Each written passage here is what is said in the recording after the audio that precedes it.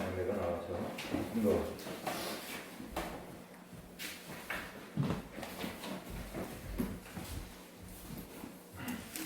예루살렘 사람 중에서 어떤 사람이 말하되 이는 그들이 죽이고자 하는 그 사람이 아니냐. 보라, 드러나게 말하되 그들이 아무 말도 아니하는도다. 당국자들은 이 사람을 참으로 그리스도인 줄 알았는가. 그러나 우리는 이 사람이 어디서 왔는지 아노라. 그리스도께서는 오실 때에 어디서 오시는지 아는 자가 없으리라 하는지라. 예수께서 성전에서 가르치시며 외쳐 이르시되 너희가 나를 알고 내가 어디서 온 것도 알거니와 내가 스스로 온 것이 아니니라. 나를 보내신 이는 참되시니 너희는 그를 알지 못하나 나는 아노니 이는 내가 그에게서 났고 그가 나를 보내셨음이라 하시니 그들이 예수를 잡고자 하나 손을 대는 자가 없으니 이는 그의 때가 아직 이르지 아니하였음이더라. 우리 중에 많은 사람이 예수를 믿고 말하되 그리스도께서 오실지라도 그 행하실 표적이 이 사람이 행한 것보다 더 많으라 하니 예수에 대하여 무리가 수군거리는 것이 바리새인들에게 들린지라. 대제사장들과 바리새인들이 그를 잡으려고 아랫사람을 보내니 예수께서 이르되 내가 너희와 함께 조금 더 있다가 나를 보내신 이에게로 돌아가겠노라. 너희가 나를 찾아도 만나지 못할 터이요 나 있는 곳에 오지도 못하리라 하시니 이에 유대인들이 서로 묻되 이 사람이 어디로 가기에 우리가 그를 만나지 못하리요. 헬라인 중에 흩어져 사는 자들에게로 가서 헬라인을 가르칠 터인가. 나를 찾아도 만나지 못할 터이요 나 있는 곳에 오지도 못하리라. 한 이 말이 무슨 말이냐 하니라. 명절 끝날 곧 큰 날에 예수께서 서서 외쳐 이르시되 누구든지 목마르거든 내게로 와서 마시라. 나를 믿는 자는 성경의 이름과 같이 그 배에서 생수의 강이 흘러나오리라 하시니 이는 그를 믿는 자들이 받을 성령을 가리켜 말씀하신 것이라. 예수께서 아직 영광을 받지 아니하셨으므로 성령이 아직 그들에게 계시지 아니하시더라. 이 말씀을 들은 무리 중에서 어떤 사람은 이 사람이 참으로 그 선지자라 하며 어떤 사람은 그리스도라 하며 어떤 이들은 그리스도가 어찌 갈릴리에서 나오겠느냐. 성경이 이르기를 그리스도는 다윗의 씨로 또 다윗의 살던 마을 베들레헴에서 나오리라 하지 아니하였느냐 하며 예수로 말미암아 무리 중에서 질문이 되니 그 중에는 그를 잡고자 하는 자들이 있으나 손을 대는 자가 없더라. 네, 감사합니다. 네, 가슴에다 이제 손을 얹어서 나 자신을 예수 이름으로 축복하겠습니다. 나는 하나님이 두고 보시게도 아까운 존재다. 다시 한번 확신 가지고 시작. 나는 하나님이 두고 보시게도 아까운 존재다. 그렇게 믿으십니까? 네. 우리 이제 앞뒤 옆 사람 보시면서 서로 인사합니다. 사랑합니다. 감사합니다. 알겠습니다. 감사합니다. 오늘 수민이가 탁 들어오는데 내 마음이 얼마나 기쁜지. 병현이는 간다고 해서 아유 섭섭한데 수민이가 대신 들어와서 반가워서 수민아 너 악기 배우고 싶은 애가 없냐? 형이 하는 거 네가 지금 대처를 좀 해야 되는데 악기 배울 생각 있어? 드럼이나 베이스 기타 아니면 배울 생각 있으면 교회에서 전적으로 지원해 줄게. 생각해봐. 네. 오늘도 말씀 은혜 받으시기를 주의 이름으로 축원합니다. 축원합니다. 제가 지난주에 제주도 가서 전광 폭포를 보았어요. 근데 이 사람들이 이 폭포를 보면서 굉장히 감동을 받게 되죠. 감동을 받는 이유가 뭔지 아십니까?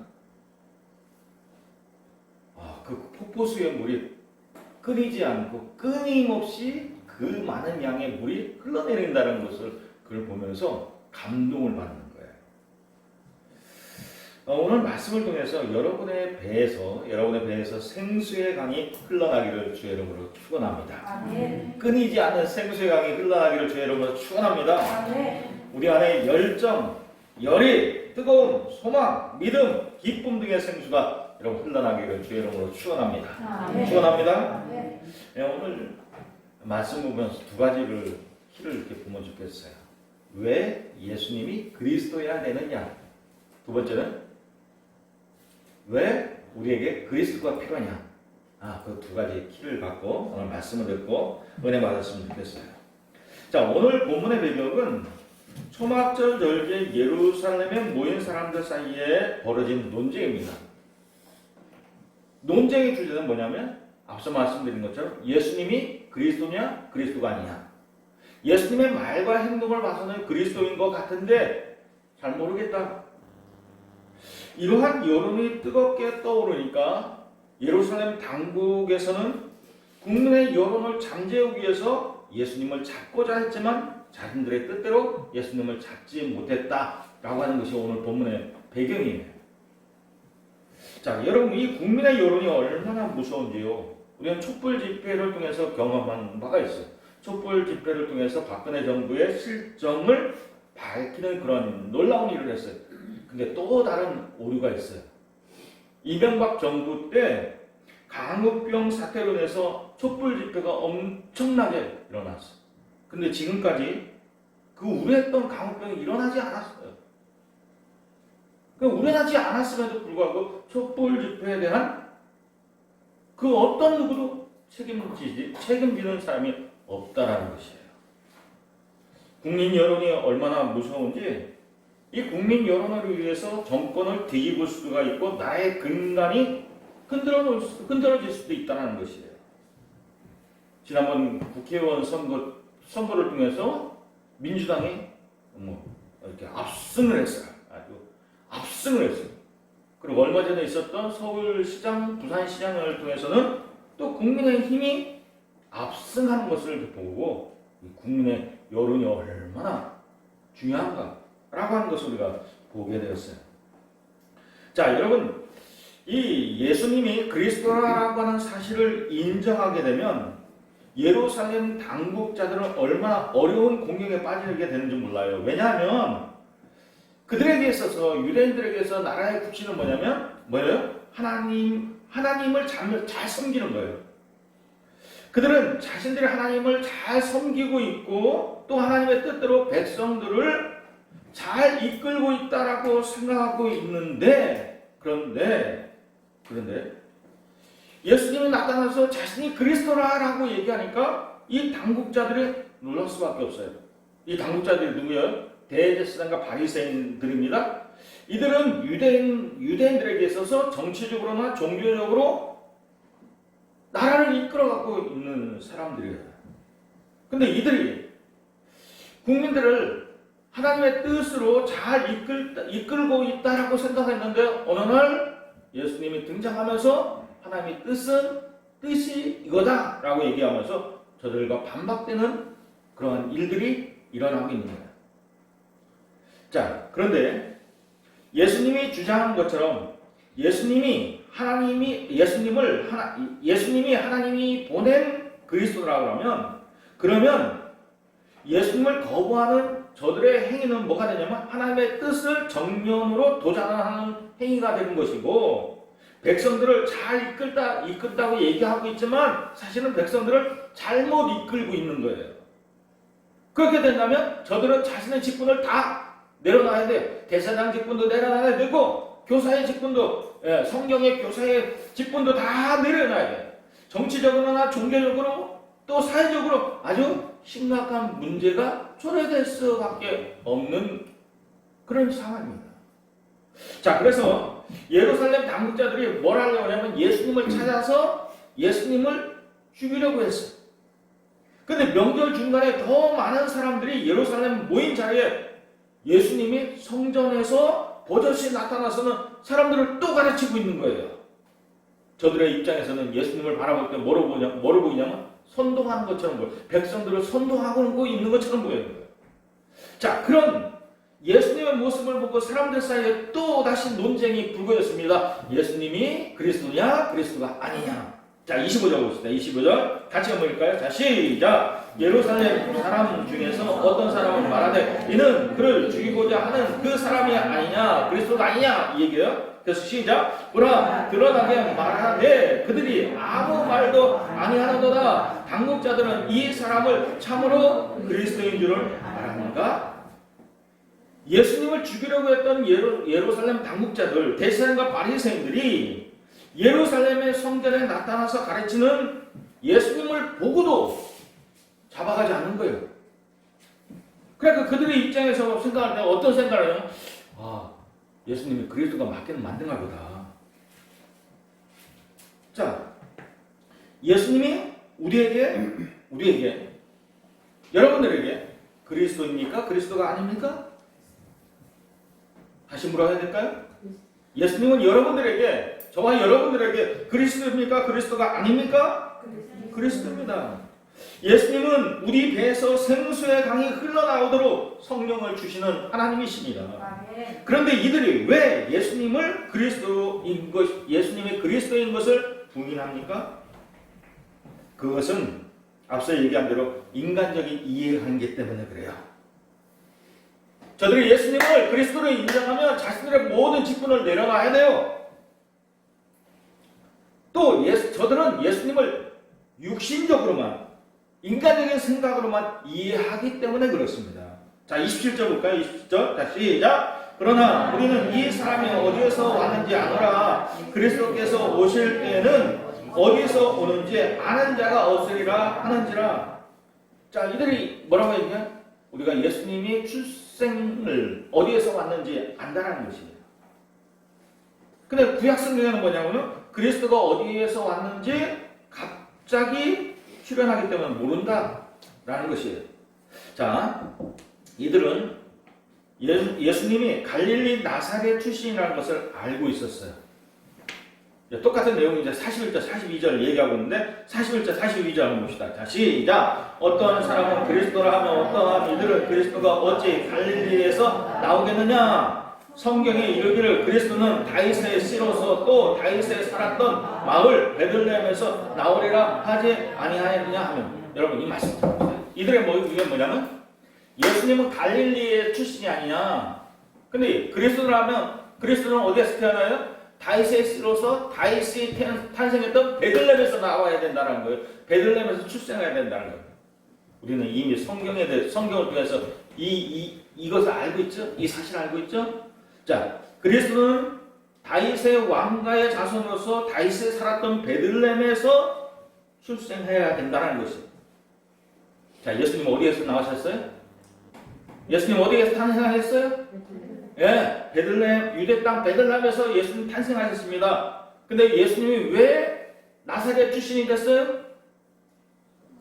예수님이 2살 때 헤로드 왕이 유대 땅에 있는 모든 사내 아이를 다 죽이려고 했기 때문에 예수님의 가족이 마리아와 요셉이 아기 예수님을 데리고 어디로 갔죠?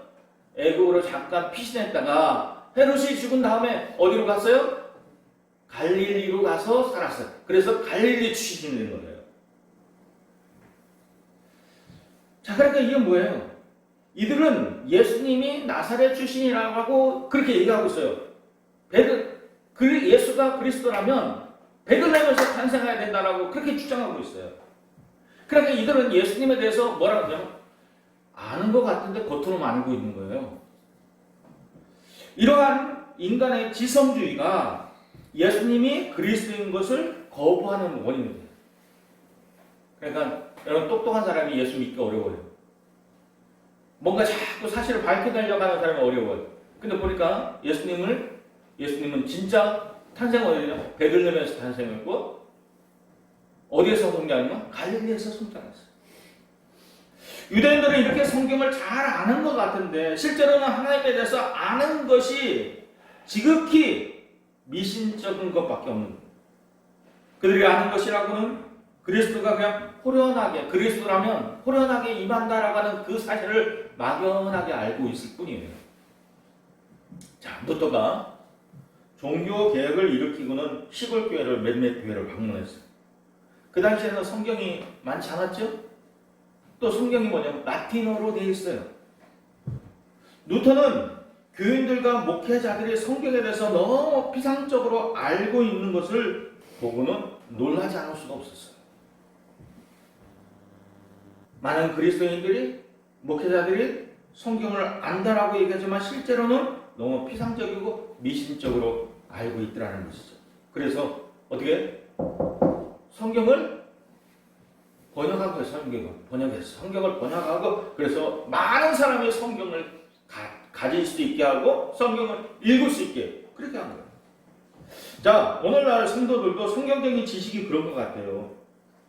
진리에 대해서 많은 것을 알고 있는 것 같은데 실제적으로는 그의 신앙생활에 미신적인 생활을 하고 있는 그리스도인들이 얼마나 많은지 몰라요. 우리 교인은 안 그렇지. 그래서 인정할 것은 인정하고 인정하지 않을 그러니까 인정할 것은 성경에서 인정하고 있는 것은 인정하지 않고 인정하지 말아야 할 것은 인정하는 그런 경우가 종종 있어요.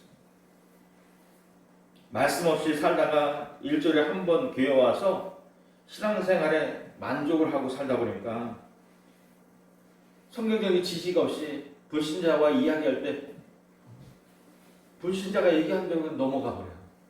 내가 성경대로 야 성경에 이렇게 돼 있다. 성경 말씀이 이거다라고 제시를 해야 되는데 주장을 해야 되는데 그걸 오히려 주장하지 못하고 설득당하고 있어. 그러니까 여러분 사실 관계와 없이 사실 여부에 관계없이 자신이 알고 있는 것만 성경의 진리라고 그렇게 믿는 경우가 있다. 우리는 그러지 말아야 돼요. 어떤 사람은 설교 시간에 졸다가 그런 이야기만 진짜처럼 주장해요. 앞뒤 내용은 다 잘라먹고 토막난 지식만 잠깐 졸다가 깨서 그 들은 이야기만 그게 성경의 진리로만 생각하고 있어요. 자, 예수님이 이러한 이들에게 가르치신 내용이 뭡니까? 성경에 나타나서 다시 가르치는 내용이 뭡니까? 자, 우리 28절 봅시다. 28절. 자, 시작. 예수께서 성전에서 가르치시며 외쳐 이르시되 너희가 나를 알고 내가 어디에서 온 것도 알거니와 내가 스스로 온 것이 아니니라. 나를 보내신 이는 참되시니 너희는 그를 알지 못하나 나는 아노니 이는 내가 그에게서 났고 그가 나를 보내셨음이라. 아멘.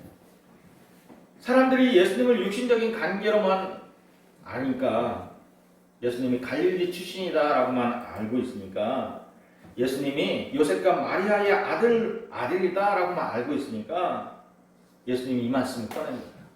너희들이 나를 안다라고 얘기하는데 나는 누구로부터 왔다? 하나님으로부터 왔다. 하나님으로부터 왔다. 하나님과의 영적인 관계로 백성들을 설명하고 있는 거예요.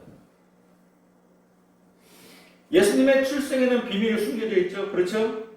그 비밀은 부정한 출생의 비밀이 아니라 영적인 존재 하나님이 어떻게 인간의 육신을 입고 이 땅에 사람의 모습으로 오셨는지 온 인류를 향한 하나님의 구원의 비밀이 예수님의 탄생 속에 숨겨져 있어요. 그래서 예수님이 마리아와 요셉의 아들이라고만 이해하는 사람은 예수님을 온전히 이해하지 못한 거예요. 예수님은 누구에 의해서 탄생하셨어요? 예수님은 어떻게 탄생하셨어요? 성령으로 탄생하셨어요. 성령으로. 그래서 마리아의 몸을 빌려서 성령으로 탄생하셨는데 이들은 예수님을 뭐라고 해요? 마리아와 요셉의 아들이 아니냐.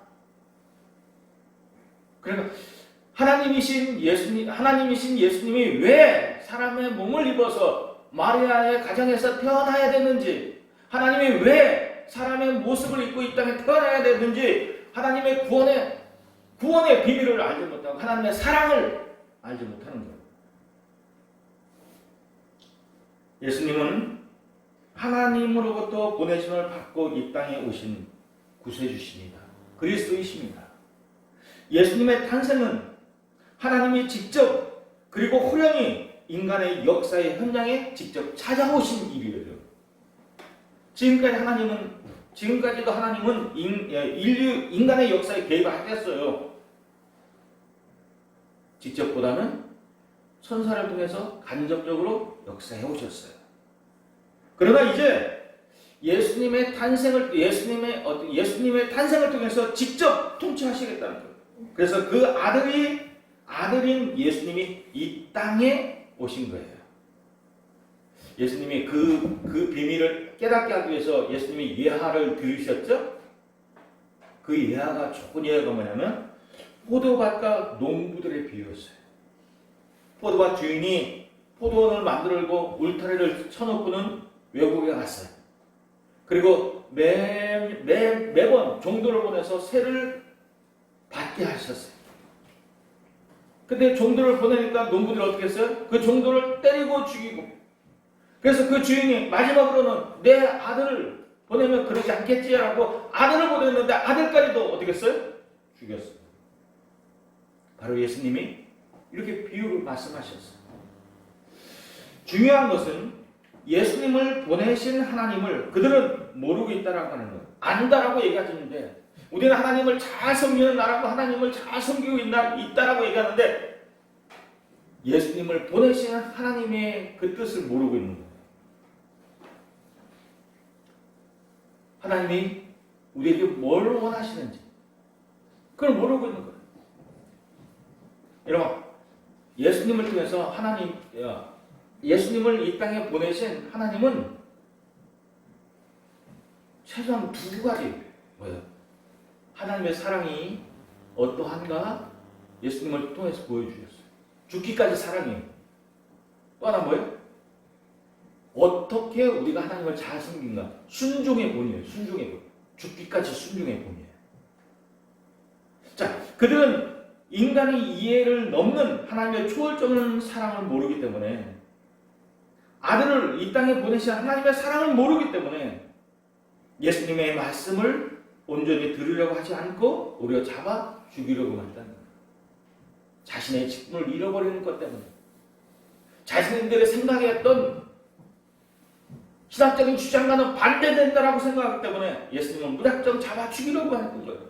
자, 30절 그래서 한번 봅시다. 30절, 자, 시작. 그들이 예수님을 잡고자 하나 손을 대는 자가 없으니 이는 그의 때가 아직 이르지 아니하시니라. 아멘. 자, 인간의 거부와 부정 속에도, 예수님을 잡아 죽이려고 하는 그런 속에서도 모든 것은 하나님의 계획대로 이루어지고 있어요. 하나님의 계획대로 시간은 흘러가고 있어요. 오늘 본문의 말씀을 잘 살펴보시기 바랍니다. 대제사장과 바리새인들이 예수님을 잡으려고 노력했지만 매번 잡지 못했어요. 그들이 예수님을 잡고자 하나 잡지 못했다라고 하는 말이 여러 번 성경에 기록되고 있어요. 저들이 예수님을 잡으려고 혈안이 돼서 계획을 세우고 노력했지만 예수님을 잡지 못했어요. 체포하지 못하는 것을 보니까 사람들이 뭐라고 하냐면, 예수님을 저들이 잡으려고 혈안이 됐는데 잡지 못하는 걸 보니까 예수님이 그리스도가 맞긴 맞는가 보다, 이렇게 사람들이, 백성 중에 일부가 그렇게 생각한다는 거예요. 여러분 보세요. 요즘 우리 정치상으로 혐의가 있다라고 보도는 자꾸 나오는데 검찰이 어디 수사를 안 해. 수사를 안 해. 이거 뭘 얘기하는 거예요? 혐의가 있다는 거 어때요? 혐의가 자꾸 있다라고 얘기하는데 검찰이 수사를 안 해. 혐의가 없는 거지. 대제사장과 바리새인들은 예수님을 체포하는 것은 시간 문제라고 생각했어요. 그런데 체포하러 온 사람들이 본 예수님이 조금도 당황하지 않아요. 예수님이 조금도 잡혀가는 것을 두려워하지 않아요. 예수님은 전혀 피하지 않아요.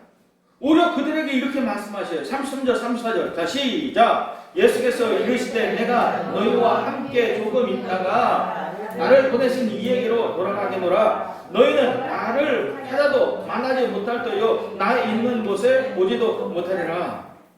자, 예수님은 이들에게 자신이 자수하겠다거나 시간을 더 달라고 사정하지 않고 오히려 뭐라고 해요? 오히려 자신이 아직은 잡히지 않을 때라라고 얘기해요. 너희들이 나를 잡으려고 했지만 나는 아직 잡혀갈 때가 아니라라고 확신내 얘기해요. 그리고 뭐라고 그러냐면, 더 놀라운 것은 앞으로 얼마 있으면 너희가 나를 찾아도 찾을 수 없는 곳에 나는 가 있을 것이다. 그렇게 말씀합니다. 이 말을 들은 유대인들의 마음에 다시 의심이 생겼어요. 의문이 생겼어요. 아니, 예수님이 그렇다면 이 유대 땅을 넘어서 다른 곳으로 피해가겠다는 건가? 이 유대 땅을 넘어서 다른 나라에 가서 유대인들이 사는 다른 나라에 가서 헬라인들에게 복음을 전하겠다는 건가? 가르치겠다는 건가? 그렇게 생각을 했어요. 오늘 본문에 그런 내용이 나와 있죠. 자, 이들은 예수님의 말에 의문을 품고 비웃음으로 이렇게 얘기했죠. 그런데 저들의 비웃음은 그대로 성취됐습니다. 어떻게 성취됐어요? 예수님이 그 제자들을 통해서, 사도 바울을 통해서 세상에 흩어진 유대인들에게 찾아가서 복음이 전해지게 됐어요. 예수님을 가르치게 됐어요. 여러분, 그러니까 이것이 신앙의 아이러니예요. 믿음 없는 자들이 조롱한 말이 하나님은 그대로 듣고 성취하셨다. 내 귀에 들린 대로 하나님은 성취하셨다. 그들이 그때는 이게 불가능한 것으로 생각하고 떠들어댔지만 하나님은 그들의 비웃음을 듣고 그대로 성취하신다는 거예요. 그러니까 여러분, 우리가 하나님 앞에 고백할 때 잘 고백해야 돼요. 하나님 우리의 믿음의 고백을 들으시고 그 일을 성취하시는 거예요. 왜냐하면 하나님은 스스로 살아계신 존재인 것을 나타나고 싶어요. 우리의 작은 신음에도 응답하시는 하나님이신 것을 하나님은 나타내 보이시기를 원하십니다. 그러니까 여러분, 우리가 때때로 하나님을 원망하듯이 신음하듯이 하나님 앞에 이야기했는데 그것이 어느 날 이루어지는 거예요. 자, 예수님은 육신으로 우리 중에 거하셨던 하나님이십니다. 육신으로 거하시기에 우리처럼 육신의 제한을 받을 수밖에 없으신 분이십니다. 육신의 몸으로 우리와 영원히 함께 있으면 좋겠다라고 하는 생각이 우리의 생각일 거예요. 우리의 생각으로는 예수님이 육신의 몸으로 우리와 함께 영원히 이 땅 가운데 있으면 얼마나 좋았을까. 예수님이 육신으로 우리와 함께 계시다면 우리가 지금 그분을 찾아가서 그분의 몸을 만져보기도 하고 그분의 가르침을 직접 듣기도 하고 그래서 주님 앞에 가서 경배하기도 하고 또 내 문제, 어려운 문제가 있으면 주님 앞에 찾아가서 그 어려운 문제를 하소연하고 해결받을 수 있었을 텐데 그러면 얼마나 좋을까? 그런 생각을 우리가 육신적으로 할 수 있어요. 그러나 예배를 예수님이 계신 그곳에 직접 찾아가서 만나야 되고 예배해야 된다면 이거 얼마나 어려운 일인지 몰라요. 왜 그럴까요? 자, 생각해 봅시다. 예수님이 지금 육신적으로 살아계셔. 이 땅 어디에 살아계셔. 그럼 우리는 그 예수님을 예배하려면 어떻게 할까요? 인터넷 쳐세요. 예수님이 지금 어디 계실까? 아, 저기 예루살렘 동북 쪽에 계시대요. 그럼 어떻게? 아, 비행기 표를 사야 되겠죠? 비행기 표를 사고 거기까지 날아가야 되겠죠? 네. 근데 그렇게 찾아가서 예배해야 된다. 이거 얼마나 힘들어. 그럼 돈 있는 사람은 비행기 표를 사서 끝까지 가. 돈 없는 사람은 못 가는 거죠. 못 만나는 거죠. 그래, 여러분, 이게 얼마나 심각한 문제냐고요. 근데 돈이 있어서 비행기 표를 샀다고 합시다. 비행기 표를 사서 그래서 예루살렘까지 갔어. 근데 예수님을 만나려고 하니까 이미 예수님이 계신 곳은 어디에? 문전, 성시를 이뤄서 사람들이 가득해요. 그런데 예수님을 만나려고 나는 며칠 몇 날을 고생하고 그렇게 돈을 투자하고 왔는데 예수님을 만날 수가 없어. 그러니까 예수님이 우리한테 뭐라고 하냐면, 제자들한테 뭐라고 하냐면, 내가 너희를 떠나는 것이 너에게 유익되다는 것이에요. 왜요? 예수님은 떠나면 예수님이 성령으로 우리에게 임하시기 때문에. 성령으로 임하시기 때문에 우리에게 유익하다는 거예요. 이해되시죠? 자, 주님이 내가 너희와 함께 조금 더 있다가 나를 보내신 이에게로 돌아가겠노라 라고 이렇게 말씀하셨는데 이 말씀은 주님의 죽으심과 부활하심을 의미합니다. 예수님의 죽으심은 단순한 죽음이 아니라 나를 보내신 아버지께 하나님에게로 돌아간다는 것이 다시 돌아간다는 거죠. 그리고 돌아간다라고 하는 그 말에는 하나님께 보냄을 받은 그 사명, 예수님의 사명을 완수했음을 의미하는 거예요. 그리고 예수님의 지위가 회복되었음을 의미하는 거예요. 자, 예수님은 자신의 죽음의 때를 알고 계셨어요. 그래서 아직은 내 때가 아직 이르지 않았다라고 말씀하셨어요. 그리고 자신이 왜 죽어야 하는지도 예수님은 알고 계셨어요. 예수님이 죽어야만 우리의 죄 문제가 해결되기 때문에. 예수님은 죽어야 우리의 죄 문제가 해결됩니다. 우리 사람은 스스로의 죄 문제를 해결할 수 없어요. 그래서 하나님이 예수님을 보내서 인간의 죄 문제를 해결하라고 예수님을 이 땅 가운데 보내신 것이에요. 그것이 예수님의 사명이에요. 그리스도로서의 사명이에요. 그래서 예수님은 인간의 몸을 입고 마리아의 몸을 빌려서 이 땅에 태어나셨어요. 그리고 이 땅에 사시는 가운데서 하나님의 큰 사랑을 우리에게 직접 보여주셨어요. 십자가에 죽기까지 사랑하시는 것을 보여주셨어요. 그리고 가르치셨어요. 하나님의 사랑에 대해서 가르치셨어요. 그리고 죽음으로써 그 사명을 완전히 이루신 것입니다. 할렐루야. 네. 여러분, 이것이 그리스도예요. 그리스도의 모습. 만일 예수님이 육신의 몸이 죽지 않고 지금도 우리와 같은 형상으로, 우리와 같은 육체로 살아있다면 그 누구도 죄 문제를 해결받지 못합니다. 죽어야만 해결되는데, 그렇죠? 근데 예수님이 죽었기 때문에 우리는 해결된 거예요. 자, 예수님이 죽지 않고 우리처럼 살아계셨다면 우리는 매번 예수님이 계신 곳을 비행기 타고 갔어야만 돼요. 또 주님이 육신으로 계시면 우리의 영적인 지각은 잘하지 않았을 거예요. 영적인 지각. 우리가 주님께 직접 말씀을 드리는 것으로 우리의 어려운 문제를, 우리의 신앙의 문제를 해결하는 방법을 우리가 취했다면 스스로 우리의 영적인 일에 대해서 고민하지 우리는 않았을 거예요. 매번 문제가 있을 때마다, 신앙적으로 문제가 있을 때마다 누구 찾아가면 돼요? 예수님 찾아가면 돼요. 그러니까 우리가 영적인 지각이 잘하지 않았을 거예요. 우리에게 영적인 신앙에 고민이 없다라고 하는 말은 영적인 지각이 잘하지 않았다라는 말이 될 수도 있어요. 육신의 주님이 안 계시기에 우리는 이제 성령 안에서 하나님의 뜻을 생각하게 되는 거예요. 그리고 그 결과 뛰어난 영적인 지각을 우리는 갖게 되었어요. 예수님은 우리의 이러한 영적인 지각이 자라나기를 원하십니다. 또 하나님도 우리의 영적인 지각이 자라나시기를 원해요. 어디까지? 예수님의 수준에까지. 그러니까 여러분, 이걸 오늘 말씀을 듣고, 예수님이 왜 육신의 몸으로 이 땅에 안 계셔야 우리에게 좋은지 이걸만 깨달았다면 우리의 영적인 지각이 지금 열린 거예요. 영적인 지각이 지금 성숙된 거예요.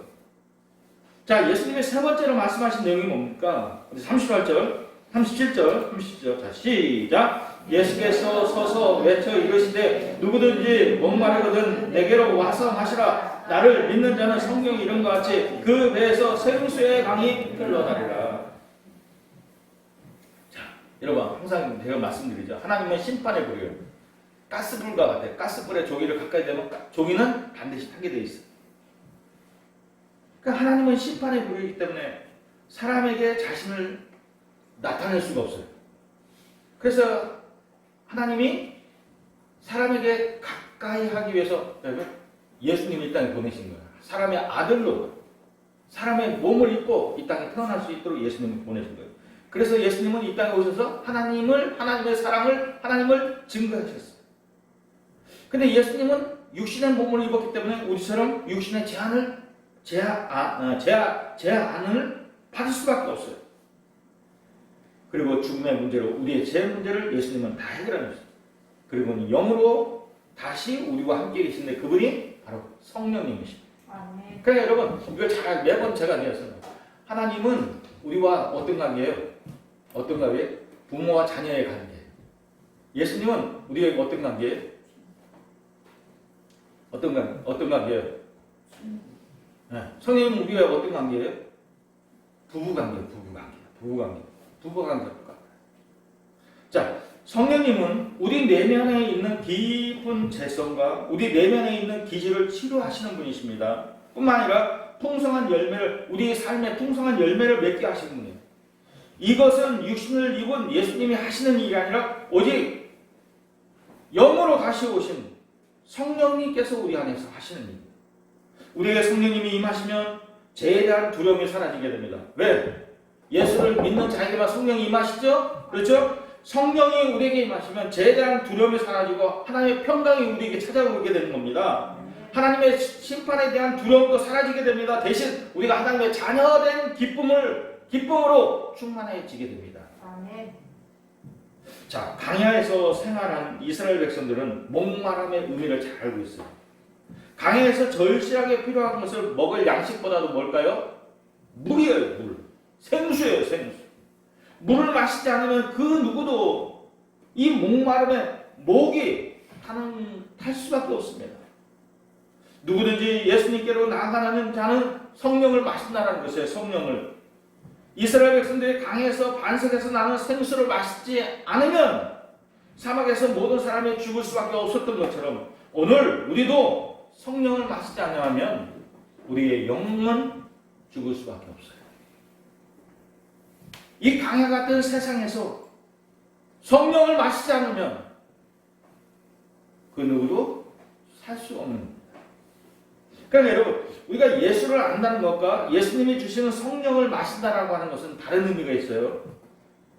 단지 지식적으로만 복음을 듣고 예수님을 아는 게 아니라 성령을 마시는 것은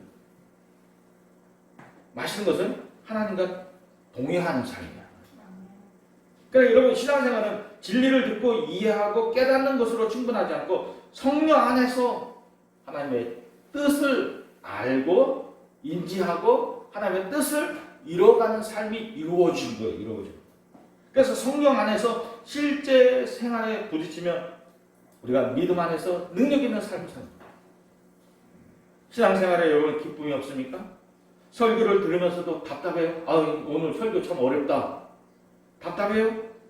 감사가 없습니까? 그렇다면 영적인 목마름이 있는 상태예요. 그런 상태에 있는데 성령을 마시지 않으면 믿기 전보다도 더 영혼이 답답함을 느낄 수밖에 없어요. 그런 상태에서 성령이 아닌 그런 상태에서 내 힘으로 예배하고 내 힘으로 뭔가 봉사를 하려고 하고 섬기려고 하면 이거는 신앙생활이 힘들고 어려워요. 그러나 성령이 주시는 힘으로 섬기는 사람은 그 힘이 고갈되지 않고 주의 일을 하는 것이 오히려 기쁨이고 감사고 편안이라는 것이에요. 물론 여러분 우리가 신앙생활 하다 보면 잠깐은 소진될 수 있어요. 그러나 여러분 영원히 목마르지 않는다는 것이에요. 왜? 물의 원천과 연결되어 있기 때문에 그렇다는 거예요. 그러니까 여러분 이 폭포를 보면 가뭄때에도 물은 여전히 흐르고 있어요. 물론 그 물줄기는 가는 수밖에 없어요. 그러나 여러분 또다시 비가 오고 장마철이 되면 그 폭포의 물 수량은 엄청난 거죠. 그렇다면 어떻게 우리가 이 성령을 마실 수 있습니까? 그것은 십자가의 예수님만 온전히 바라보는 거예요. 아멘. 나를 믿는 자는 성경의 이름같이 그 배에서 생수의 강이 흘러나리라고 하는 이 말씀의 확신을 갖고 오직 주님만 바라보는, 그리고 주님께 내 삶을 의탁하는 그런 삶이 우리에게 있어야 된다는 것입니다. 아멘. 오직 십자가에 달리신 예수님밖에 나의 죄 문제를 해결해 주실 분이 없다라고 하는 것을 내가 믿는 건데, 이걸 전인적으로 믿는 거예요. 전인적으로. 또 완전한 인격적인 항복이 우리에게 있어요. 내가 살아있으면 안 됩니다. 그때 성령이 내 안에서 들어와서 역사할 수 없어요. 내가 예수를 믿고 나는 죽어야 돼. 주님께 나오기만 하면 돈 없이 값 없이 생수를 마실 수 있다라고 말씀하십니다. 그러나 중요한 건 뭐냐면 결단만큼은 내가 해야 돼. 내가 해야 돼요. 사도 바울을 고백처럼 보라, 나는 공부한 사람이라. 누가 나를 이 사망의 몸에서 건져낼 수 있어? 여러분 이런 결단이 있어요. 이제 주님께 이 부르짖고 주님의 힘, 주님만 의지하는 그런 삶이 있어요. 이러한 결단과 고백으로 우리 안에 마르지 않은 영원한 생수의 강이 흐르게 된다는 것이에요. 주님이 주시는 성령의 선물로 생수의 강이 저와 여러분의 삶 가운데 날마다 넘쳐 흐르기를 주의 이름으로 축원합니다. 아멘. 축원합니다. 아멘. 같이 한번 기도하겠습니다. 오늘도 주님이 주시는 생수의 강이 내 안에서 흘러가기를 원합니다. 내가 날마다 성령을 의지하는 삶을 통해서 성령께서 주시는 그런 열정, 뜨거운 믿음, 소망이, 기쁨이 가득하기를 원합니다. 우리 한번 그렇게 한번 기도하겠습니다. 기도합니다.